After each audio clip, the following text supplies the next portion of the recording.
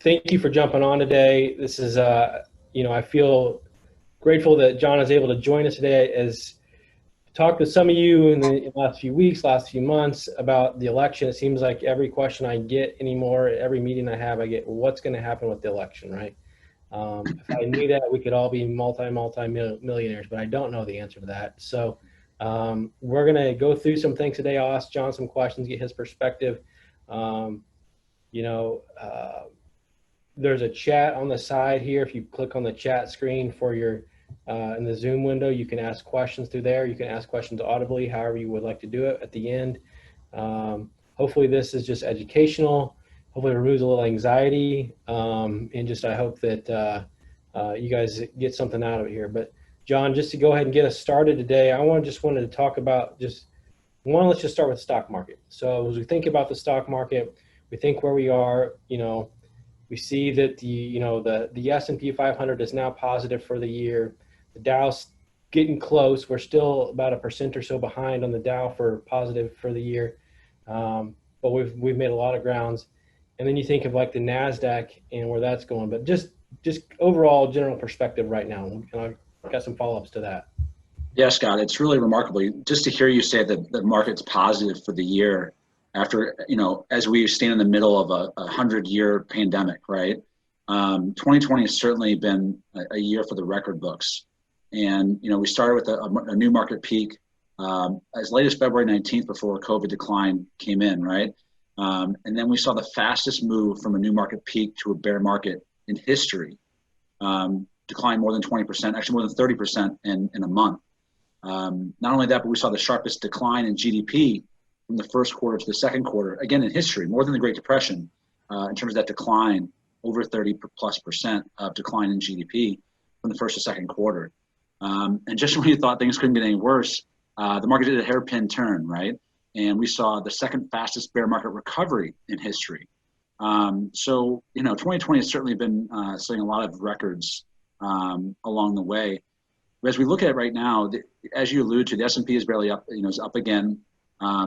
And has made a tremendous rebound of about 50% from its lows. The economy has not recovered nearly as quickly as the stock market suggests. Unemployment is still, just a touch below 10%. And, while GDP is going to show a really strong snapback from the second quarter shutdown, we're still likely a few years away from seeing the GDP levels as they were in 2019 pre-COVID. And so I think with corporate earnings expected to grow, and a vaccine likely in the next few months, there are reasons for optimism. But I think growth moving forward is going to be a little bit more uneven. And with that, we would expect market returns to be a little bit more volatile, especially when you consider the uncertainties that are going on right now between the elections and the uncertainty of the timing of the vaccine. Yeah, no, absolutely. So as we think about, too, that recovery in markets and, the S&P's over 3450 now. The Dow's over 28,000. We think about some of those things. We think about this program here, Zoom. We think about DocuSign. We think of a lot of these companies now that have been we'd call pandemic winners, including the Amazons of the world, and Walmarts and so on, Clorox. Do you see? Are we getting to a point of things are overvalued now? Yes, I think it's a good question because certainly when you see the market rebound as fast as it has, despite the fact that we're still in the middle of a pandemic, it raises that question. And if you look at traditional metrics of valuation, one of the primary ones that analysts use is the PE ratio or price to earnings ratio. And the S&P 500 over the past 25 years has had a price to earnings ratio of 16, which means if you own the average company in the S&P, that you're paying $16 for every dollar of profit for a company in the S&P 500. Well, right now that PE ratio is roughly around 21, give or take, suggests a 30% premium to the last 25-year average. Having said that, so by traditional metrics, we are overvalued. But I'm going to give you two reasons to suggest why the answer is not so simple. First of all, when you look at the interest rates that we're in now, the interest rate environment, never in the past 25 years have we had interest rates as low as they are right now. And that affects stock prices and their valuations. When you think about the price of a stock right now, in theory, what you're paying for is its potential future profits into the future. And then figuring out of those future cash flows in the year and in future years, how do you bring those back to value them today? And all you know from a high level is that when you try and value future cash flows, if interest rates are lower, then those future cash flows are worth more. So when you think about that environment, that lower interest rates makes those future cash flows worth more, then you would, in theory, see investors be willing to pay more for stocks in a low interest rate environment. And certainly that's what we're seeing right now, and then that play out. Yeah. The second thing I would mention is the reason why the valuation question isn't so simple is the Fed, right? In the past 6 months, the Fed has taken historical steps to support the economy and financial markets. They've sent a message to the markets, both directly and indirectly, that they're willing to do whatever it takes to keep the stock market and the economy afloat when problems arise. So what does that mean for investors? You know, Scott, as I look at the picture behind you over your head, you know, we're both avid baseball fans and Cardinals fans, right? And it's playoff baseball time. So to use a baseball analogy, in general, when you have a baseball game, if you look at the odds of a team winning, it's usually somewhere around 50-50, right? Maybe 60-40 if the team is really good versus a subpar team, but somewhere in that space. Well, Scott, what would you say the odds of the Cardinals winning a game would be if they could have a fourth or fifth out in any inning that they wanted it? I think their chances go up a lot. Yeah. Yeah, you're exactly right. I love your phrasing. It'll go up a lot. How high? It's hard to value that, right? It's hard to say what their odds would be. You know, bases loaded, they made the third out and said, nope, we're going to get a fourth out, right? It'd be tough to value, but you know their odds of winning would go up a lot. And that's basically what we're seeing with the Fed right now. They're basically giving the economy fourth and fifth outs with the stimulus it's providing to help keep the economy afloat and bridge the gap between now and when we hopefully have a vaccine. And so when you think about that, investors are also willing to pay more when the Fed is giving the market a fourth or fifth out. Yeah. And the way I think about this also is just for example, if utility stocks historically have traded at a price to earnings ratio of 12 times earnings. Well, in an environment where they're getting, you know, the market's getting fourth and fifth outs, should utility stocks trade at 14 times earnings, 16 times earnings? Yeah. It's an easy question, but it's hard to answer. Most importantly for investors, I think they should think about the overall messaging of what valuations mean. In the short term, valuations, whether expensive or cheap, tell us very little about where we're going over the next 12 months. But if you broaden your time horizon to 5 to 10 years, valuations start to tell us a lot about the likely returns that we're going to see. So as you look at the next 12 months, I wouldn't use the valuations of the market to think about what I'm doing with my portfolio. Yeah. But over the next 5 to 10 years, with valuations being above long-term averages, there's a decent chance that we're likely to see returns be lower than their long-term averages. And I think investors should be mindful of that. Yeah. Yeah, so let's turn a little bit and go to the election. If we didn't hear, there's an election coming up, right? I mean, everybody's talking about it. Breaking news. Yeah, breaking news, right? And so I literally get the question every day. I get in every meeting. I did have one meeting this week, which was the first meeting in about a month that I haven't got the question. But what happens if President Trump is reelected? What happens if Vice President Biden is elected? What's going to happen? You know, I get these, and everybody's got their own perspective on what might happen. Whether we're watching Fox News or CNN or whatever, we might have our own perspective. But I want to take it out a little bit because the markets don't really care as much about red and blue as they do about green. And what do you think the short and long-term effects are of just a presidential election on the markets? Yeah, Scott, I'm going to steal that phrasing. I love that. The markets care more about the green than they do the red or blue. That's right. Yeah. And to your point, you know, when we talk about having this conversation today, we're going to look at the research, right? What does the research say?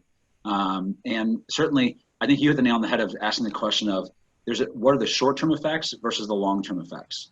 And they're different, right? In the short term, history has shown us that we can expect higher volatility leading up to and shortly after the election. Because we know one thing about the markets is they dislike uncertainty. And elections in their very fundamental nature are uncertain about who will lead the country over the next 4 years, right? So in the short term, we can expect a bumpier ride in terms of markets being more volatile.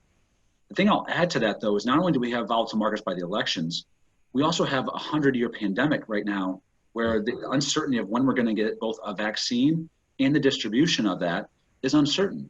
So I would actually argue personally, the uncertainty around the vaccine and also COVID spiking or abating over time, right, and uncertainty what it's going to do is probably going to be a bigger driver of volatility in the fourth quarter than the elections. But again, the short term, we can't expect higher volatility. Look at the longer term. There's a litany of evidence that illustrates that who's elected the next president will have very little effect on market returns. Again, saying another way, the results of the presidential election are not a long-term driver for returns. What really drives the market in the long term are market fundamentals, like corporate earnings, right? We're buying stock in company. We're buying because we expect them to have higher profits and more profits in the future. So market fundamentals like corporate earnings, interest rates, and health of the economy, right? The consumer is 70% of the economy. So tell me how the consumer's feeling, and I have a better feeling of where the direction of the market will be going. And so those kind of market fundamentals are what drive the market over time. And we have proof in the evidence. Since 1860, a portfolio of 60% stocks and 40% bonds has had an average return of 8.4% per year under a Democratic president and 8.2% return under a Republican president. I mean, de minimis difference, right? And we'll have more evidence like that as we talk about this, but it's just another example that the election creates a lot of media noise and we'll call it excitement or anxiety, maybe might be the better way of calling it. But it shouldn't be used as part of your long-term investment plan. Yeah, that's great. So I also, along with the question of what's going to happen with the election, then I get the question of, a little bit of that fear can creep in. Well, what if President Trump is reelected? Or what if President Trump loses? What's going to happen to my account? Or what if, Vice President Biden's elected? And there's differing views on that question, right? But I think about, so the question that I usually get as a follow-up to that is, what should I change? What should I change in my portfolio? Should I go to cash now? Should I be more aggressive now? What should I do? And I get both sides of it. So what changes do you recommend for investors to make right now? Yeah, Scott, and to your point, I certainly am hearing from clients saying if Biden wins, I'm going to all cash, and if Trump wins, I'm going to all cash, right? So it's on both sides of the aisle. And I think this is an important question because if you haven't heard this, the noise, get ready for if candidate X wins, it'll be bad for the markets. Yeah. If candidate Y wins, it'll be good for healthcare and financials, but bad for industrials, right? Yeah. And you'll hear that kind of talk over the next few weeks. But I think we should take a short trip down memory lane to see how those predictions have held up. Let's go back just to 2016. Looking at 2016, the day before the election, Hillary Clinton was given a 91% chance of winning the election. So for those investors who shifted their portfolios based on a virtual certainty, how did that turn out for them? Mm-hmm. Right? And then the other thing was we also had consensus of very smart economists, people much, much smarter than I am, say that if Trump wins, the markets will actually decline because whether you like him or dislike him, he was viewed as uncertain or unpredictable, and the market doesn't like uncertainty. And what happened to that? And what happened to that prediction? Yeah. Right. They got that wrong too. The markets took off after he took office. And so what makes you think that these experts are going to be any better at predicting what's going on this time than they were last time? Right. And so that's the part where, and we can go back to even 2008. In 2008, the naysayers said President Obama's increased regulation, his policies around increased regulation were quote unquote anti-business. Yep. And they said that was going to hurt business, it was going to hurt the stock market, and Obamacare was going to be the death cross for healthcare stocks. Mm-hmm. Well, during Obama's tenure, the S&P had an average annualized return of 15.5% a year. Yeah. Which is a time and a half of what its normal long-term average is. Yeah. And healthcare stocks had a return of 15% per year. Hardly the burial for healthcare stocks that people expected back in 2008. And Scott, now I think the point here is that really is important is that, look, during Obama's presidency, the success of the market was in large part due to valuations being very low when he started, and due to the greatest recession we've seen since the Great Depression, and reverting back more towards the mean. Right. And so that it had more to do with that. But it's another example where making investment predictions based on who wins the election or their policies can be really hazardous to your financial health. Yeah. No, that's right. And I remember, we can go back and forth on different presidencies on the markets because there's examples on up and down for both sides of the aisle. Right. But as we think about that, and maybe I'm jumping the gun a little bit here, but, some clients of mine and some that maybe will watch this video say, well, shouldn't I root for the Republicans or shouldn't I root for the Democrats to win the presidency or to control the Senate or to control the House? What are your thoughts on who we should root for? Yeah, and I think the key there is, aside from your political perspectives or view, is as an investor, right? Do I want to root for split government, all Republicans, all Democrats? What should I be rooting for? And I think you have to be careful with historical data here about returns here based on which party controls the executive branch and Congress for two reasons. First of all, oftentimes the data comes from a very limited number of examples. Yeah. For what stat nerds like me like to call a small sample size. Yeah. But for example, since 1948, when Republicans have controlled Congress and the executive branch, the market has returned an average return of 11.8% per year. Sounds pretty great, right? But what if I told you that's only happened 3 times in 72 years? Would you say that's coincidence or luck? Or is that a meaningful number if it's 3 times in 72 years? Probably not. Yeah. Well, and let me tell you another story, Scott. Last year, in keeping with our baseball theme, I went to 3 Cardinals games, and in each of those Cardinals games, I had a hot dog. And wouldn't you know it, each of those games, they actually won. Now, what do you think the chances are of if I went to all 81 home games, assuming I could, of course, that if I ate a hot dog, the Cardinals would win all 81 games? Yeah, I mean, it's just not going to happen, right? Right. It's coincidental, right? And so, by the way, never mind the fact that the Cardinals happened to play the worst team that game. One of the worst teams, or one of the worst pitchers, or they scored twice as many runs as average. Right.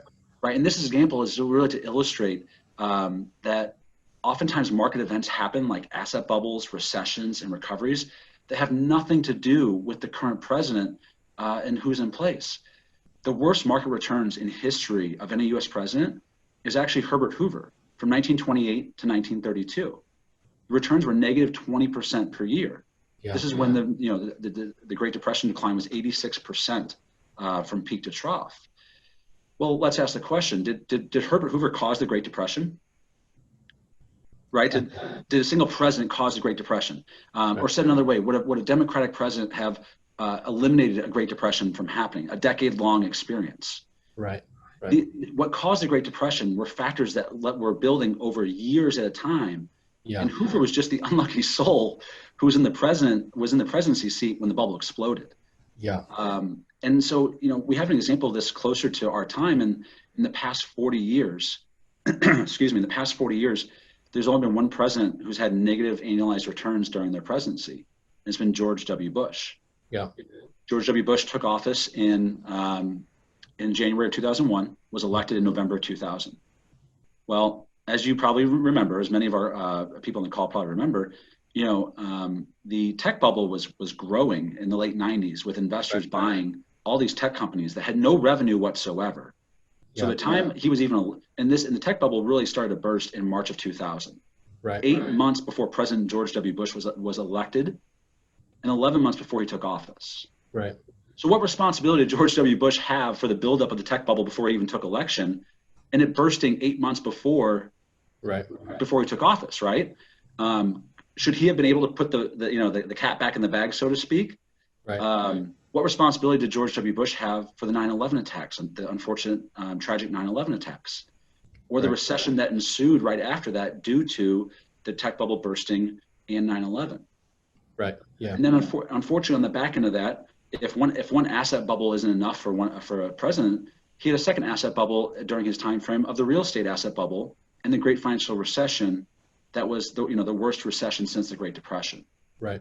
And so again, these are really these examples where returns were dictated by major economic and financial events, not by who was in office. Yeah. But yet, Scott, the thing is, those returns are attributed to that president, that political party, and who was controlling Congress at that time in that data. Right. And so it's just a reminder that long-term returns are dictated not by who's in office, but by market fundamentals, corporate earnings, interest rates, health of the economy, than they are than who's in office. Yeah. And the last thing I'll say is look at where we're at right now. No matter whether Vice President Biden wins or Trump wins, look at what they're gonna jump into as a president. They're gonna take over during a time of a pandemic that we haven't seen in 100 years, and the economy really trying to get back on its feet, and market valuations are well above their long-term average. Yeah. So there's a decent chance, regardless of who wins the presidency, that they could see returns lower than long-term averages during their presidency. It has nothing to do with their policies and everything to do with market valuations and fundamentals. Yeah. Yeah. And I was just thinking as you're giving those examples to further drive home that point, prior to George Bush coming into office, we had a President Clinton who was one party and a Congress that was another party. So it was a divided government at that time. And then at the end, we had a Republican presidency and a Democrat Congress, which was divided government again. So everyone would be at fault there in both examples, right? Everyone would whether it's during President Bush's presidency or President Obama's or President Trump now, or even if we went backwards the other direction, both parties are on the hook for the good and the bad. That's right. And say another way is that who's the party that is in office is really not what's driving those returns. They're assigned to them, just like those 3 hot dogs when I won those games are assigned to me because I won when I was there. Right. But is that meaningful data or is it coincidence? Sure. That's right. Yeah. So John, I got one last thing maybe to go over here, and we'll see if there's any questions. But just kind of overall action steps for investors as we kind of play through the next 3 weeks. We go into the next 2.5 months, the rest of this year. Any action steps or anything to be thinking about? Yeah, Scott, there's a few things I would think about as an investor. First of all, at the risk of stating the obvious, is diversification, right? Yeah. We want to make sure we have a balance of stocks and bonds and different types of stocks and bonds so that everything isn't moving in the same direction at the same time.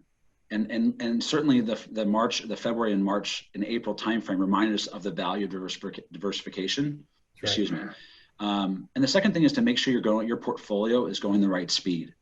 Yeah. After a 10-year bull market, when stocks do tremendously well as they have over the past 10 years, investors' portfolios tend to get overweighted in stocks. And all of us tend to think, I'm more comfortable with stock. I'm okay holding stocks because I'm okay with the volatility. Yeah. Until something like the decline that we saw in February and March happens, Right. and causes us to maybe reassess our comfort with risk that we haven't seen in over a decade, really. Right. Yeah. And so I think the positive point here is that if you look at where you were in February, March, and the volatility, the roller coaster was more than you could handle, but you stayed invested to this point, you've basically gotten a do-over. We're almost where we were back in February 19th before the market declined. Right. So if it was too much for you to stomach then now might be a great time to sit down with Scott and talk about, what are my goals, my time horizon, and my risk tolerance to see how we can make this work. Because the number one thing investors can do is stay invested during the hard times. And if you have too much risk and that's causing you to think twice about that, then that's a conversation you might want to have. Yeah. The third topic I would mention is tax planning. And certainly you would want to consult with your tax professional on this, but if Vice President Biden wins, we could see the Tax Cuts and Jobs Act of 2017 altered or eliminated, which would result in higher personal income taxes for at least the wealthy and higher corporate taxes.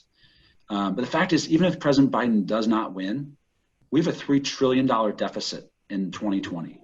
Our debt as a country is over $20 trillion, roughly 100% of the nation's GDP. We last had this much debt to GDP in World War II.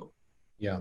And so the fact is that at some point in the future, we're going to have to pay for that heavy burden, that debt burden, and it's likely to come in the form of higher taxes. Yeah. And especially when you look at in the current time frame, if you look at historically at marginal tax brackets, we are in a relatively low marginal tax bracket. So I think investors need to be prepared for the likelihood of taxes going up in the future, regardless of who wins office, because of this debt burden. And when I think about that, I think about the ideas of looking at Roth IRAs, right? Roth 401ks, considering maybe an IRA, depending on your certain circumstance, an IRA conversion or a partial one. That's right. And if it's appropriate for your needs, certainly when we see tax rates go up, we see the demand for municipal bonds go up, in which case municipal bonds might be a nice opportunity for those who are worried about higher taxes. Right. Scott, the last thing I would say in terms of what investors should do is really try and tune out the noise. Remember that the media's goals and time horizon are not necessarily yours, and that their goal is to try and get you to react, trying to get you to want to take action, right? But turns out we don't need much help because we all have a bias towards action. Yeah. And I actually wrote about this late last year about our bias towards action. There's a study, and the article can be found on visionarywealthadvisors.com under the news. But the study was based on, they looked at soccer goalies and penalty kicks, looked at 400 penalty kicks to try to determine the optimal position for a goalie to stand to stop that penalty kick, to dive left or right, as I do the opposite on my camera, or just stand in the middle. And what they found was the best position for the goalie to stop, give them the best chance of stopping the ball, was to stand right in the middle or do nothing. But what they found was goalies hardly did that. 94% of the time, goalies dove left or right. And why is that? Well, they could say, at least I tried, right? They had a bias towards action. And they have all the right incentives, right? They want to win the game for themselves, for their team. They're playing for the next contract, or the next endorsement. They have all the right incentives. And yet the decision they made was actually a decision that would make them feel better about losing, about giving up a goal, than choosing the option that gives them the best chance of stopping the ball. Yeah. And so that bias towards action shows us that investors, we have that same problem, that same challenge. The famous Jack Bogle, founder of Vanguard, said, in times of turbulence, people often say, don't just stand there, do something. But 99% of the time, what you should do is don't do something, just stand there. Yeah. And certainly as we go back and look at our last election of 2016, had you tried to do something before expecting a Hillary Clinton victory, or then sell everything because Trump was uncertain and things were going to go down, that bias towards action would have hurt you much more than if you just would have stood there, popped a bag of popcorn and watched from the sidelines and done nothing. Yeah. Yeah, that's right. That's very good. John, I appreciate the time and the few questions I had today, but any questions from anyone else today? No? Anybody? John, one of the things I was thinking about as we were talking, just one last question here. What about, and we talked about this, and some of you are maybe on that call back in May that John and I did, but what about the effects of the media on the markets and just maybe the election or the markets, or however you want to take that? Yeah, Scott, I think it's a really important question because in the weeks leading up to it, you're already seeing it, right? Is that the financial media is going to be talking about the election and its meaning ad nauseum. But you have to ask yourself, are they doing that because it's meaningful? Are they doing that because it gains viewership? And one thing in life I always think is really important is for people to understand how the other entity is getting paid, because it often tells you where their interests lie, right? Yeah. And in terms of financial media, how do they get paid? They get paid based on viewership, based on ad revenue, right? Well, those companies that are spending for those commercials, are they paying a higher dollar amount for those commercials because the financial experts are getting their predictions right? Or are they doing it because more people are watching longer? That's right. Right? They're paying for eyeballs, for viewership, not for accurate predictions. There's an old saying in media that if it bleeds, it leads. And certainly, financial media is often the same, selling either greed or fear. Right. And again, I'm not saying that financial media is all bad. It's not. But it's always important to know what their goals are and the fact that their goals likely don't align with your own goals. That's right. And one thing I always talk about is, financial media is paid to have predictions. They're not paid to be right. And to hit that baseball analogy one more time, if you watch a baseball game and a batter walks up to the plate, before they even take a swing, the chances of them getting a hit, right? Because you see their batting average there, right here in that screen. Right. When was the last time you saw a financial expert have a batting average next to their name when they were giving a prediction that they have? Yeah. Right? You don't see it. Right. You don't see it for a reason, right? The same reason why a career counselor told one of my friends, not me, that you don't put your GPA on your resume if it's below 3.0. Right? If it's not good, you don't show it. And so I think the awareness there is that, again, I think financial media can be very important to inform you of information, but you have to know that their intentions, their goals are not necessarily yours, nor is their time horizon, right? A lot of the suggestions they'll see is buy this and sell out of it a week or 2 weeks later. That doesn't align with most people's risk tolerance or time horizon. So it's just, again, being aware of that before you turn it on. Yeah. Because the more you know that before you turn it on, the better chance you have of controlling your emotions and not letting them hijack your emotions that could alter your long-term plan. That's right. And we'll wrap up here, but it made me think about when you talk about the media there, about 6 or 7 years ago, me and some other guys here at Visionary, had went to a conference that was put on by DFA, which is a fund company, and they were talking about the Jim Cramer show on CNBC, which is a great show. And the producer of the Jim Cramer show used to be the producer for Jerry Springer. Yeah. So it goes right to your point of, are they looking for viewers, or are they looking for, so it's just funny to think about. So I heard that same thing, and it's one of those fun facts that you hear and you don't forget, right? Yeah, that's right. Guys, I appreciate you joining us today. Again, I'll put this out on social media in the coming weeks before November 3rd. If you want to go back and look at it again. Of course, if you want to call me or email me, I can send you information too. I also have some slides that John has shared with me over the last few weeks that I can send you guys to if you're interested. Just shoot me a text or an email or call me, and I can send that to you and we can talk about it. But hope this was informative today. Hope you got something out of it. And John, again, thank you so much for taking time out of your day to do this for us and just sharing some information with my clients. So I appreciate it. Thanks so much for having me, Scott. Thanks.